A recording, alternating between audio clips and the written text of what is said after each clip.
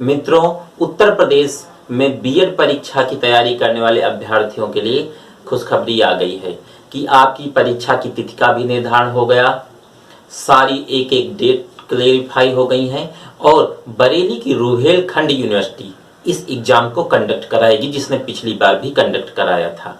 दोस्तों, ये फॉर्म आपका आ चुका है, इसके लिए अप्लाई शुरू हो चुका है। आप अपनी तैयारी यदि कर रखे थे, नहीं भी किए हैं, तो भी जान लें कि अभी तैयारी में जुट जाएं और अपना फॉर्म तत्काल अप्लाई कर दें। फॉर्म कैसे अप्लाई करना है, क्या प्रोसेस है, कैसे क्या होगा, कितनी फीस है, आयु सीमा क्या रखी गई है, कौन इस फॉर्म को अप्लाई कर सकता है, उसके लिए एलिजिबिलिटी क्राइटेरिया क्या है, सारी बात बारीकी के साथ हम आप तक साझा करते हैं और आपको बताते हैं एक एक बात। दोस्तों, पहले हम बात करते हैं इसकी क्वालिफिकेशंस की कि क्या क्वालिफिकेशन होनी चाहिए। आपने स्नातक किया हो या परास्नातक किया हो, यू आर ग्रेजुएट और पोस्ट ग्रेजुएट, आपने कहीं से भी ग्रेजुएशन या पोस्ट ग्रेजुएशन कर रखा हो और वो रिकॉग्नाइज्ड यूनिवर्सिटी होनी चाहिए जो यूजीसी के थ्रू एथोराइज्ड हो। विश्वविद्यालय अनुदान आयोग द्वारा जितनी भी विश्वविद्यालयों को मान्यता प्राप्त है, वहां से उनसे संबद्ध किसी विश्वविद्यालय से या महाविद्यालय से आपने स्नातक परास्नातक किया हो। लेकिन अब बात आती है उसके परसेंटेज की। तो दोस्तों, याद रखेंगे, ग्रेजुएशन में मीन्स स्नातक में आपके 50% और परास्नातक यदि पोस्ट ग्रेजुएशन है उसमें भी 50% आपके होने चाहिए। लेकिन अब एक कंडीशन अप्लाई है, यदि आपका स्नातक या परास्नातक इंजीनियरिंग का है, मीन्स आपने बीटेक कर रखा है, बीई कर रखा है, तो आपको 55% मीन्स 55% लाने होंगे, उसमें होने चाहिए, तब आप फॉर्म को अप्लाई कर सकते हैं। दूसरी बात आती है कि इसके लिए फॉर्म अप्लाई करने के लिए आपकी आयु सीमा क्या होनी चाहिए।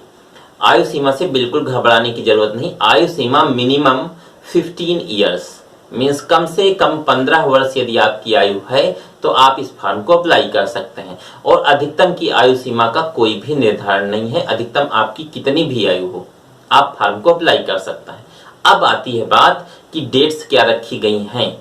तो ये दोस्तों, डेट को बहुत ध्यान से सुनेंगे। 18 अप्रैल से फॉर्म अप्लाई शुरू है, 18 अप्रैल 2022 से। इसकी लास्ट डेट फॉर्म अप्लाई की रखी गई है 15 मई 2022 तक फॉर्म को आप अप्लाई कर सकते हैं।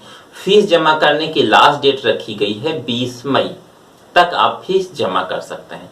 इसके एडमिट कार्ड कब रिलीज होंगे, तो जून का लास्ट सप्ताह या जुलाई के पहले सप्ताह में आपके एडमिट कार्ड रिलीज कर दिए जाएंगे।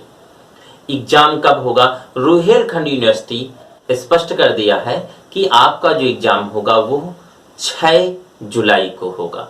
यदि अब एग्जाम डेट भी क्लियर हो गई है तो मेरी समझ से आपको फॉर्म अप्लाई करने के साथ साथ अपनी तैयारी पर जोर शोर से जुट जाना चाहिए। और अब फॉर्म जब आप अप्लाई करने बैठते हैं तो फॉर्म को कैसे अप्लाई करना है। दोस्तों, फॉर्म अप्लाई करने का लिंक हमने डिस्क्रिप्शन में दिया है, वहां से जाकर आप लिंक पर क्लिक करेंगे, डायरेक्ट फॉर्म भरना अपना शुरू कर देंगे। अब फॉर्म भरने के लिए फीस वाली बात आती है। आपने क्वालिफिकेशन जान ली, आयु सीमा जान ली, अपनी डेट्स जान ली, एग्जाम की तिथि भी जान ली आपने कि 6 जुलाई को पेपर होगा। अब बात ये आती है कि इसके लिए फी कितनी देनी होगी। यदि आप अनरिजर्व्ड कैंडिडेट हैं, सामान्य श्रेणी से आते हैं, तो आपको 1000 रुपया देना है। यदि आप आर्थिक रूप से कमजोर ईडब्ल्यूएस वर्ग से आते हैं तो भी आपको 1000 रुपया देना है। यदि आप अन्य पिछड़ा वर्ग ओबीसी से संबंध रखते हैं तो भी आपको 1000 रुपया देना है। यदि आप एससी या एसटी से आते हैं, शेड्यूल कास्ट और शेड्यूल ट्राइब, अनुसूचित जाति और अनुसूचित जनजाति से आते हैं, तो आपको 500 रुपया फी देनी है। फी देने के बाद आपका फॉर्म सबमिट हो जाएगा। एडमिट कार्ड आपका जून के लास्ट सप्ताह या जुलाई के प्रथम सप्ताह में आ जाएगा और 6 जुलाई को आपका पेपर कंडक्ट हो जाएगा। फिर इसके बाद काउंसलिंग और आपका एडमिशन हो जाएगा। याद रखें, बीएड करने के लिए केवल वही व्यक्ति डायरेक्ट मैनेजमेंट कोटे में एडमिशन ले सकता है जिसने बीएड का एंट्रेंस एग्जाम कहीं ना कहीं से दे रखा होगा। तो मेरी समझ से बीएड करने के इच्छुक या भविष्य में शिक्षक बनने के इच्छुक जितने अभ्यर्थी हैं उन्हें बीएड के एंट्रेंस एग्जाम में बैठना चाहिए, और ये भी 2 वर्षीय हो रहा है। तो दोस्तों, ये रही आपके बीएड के संबंध में जानकारी जो हमारे पास थी।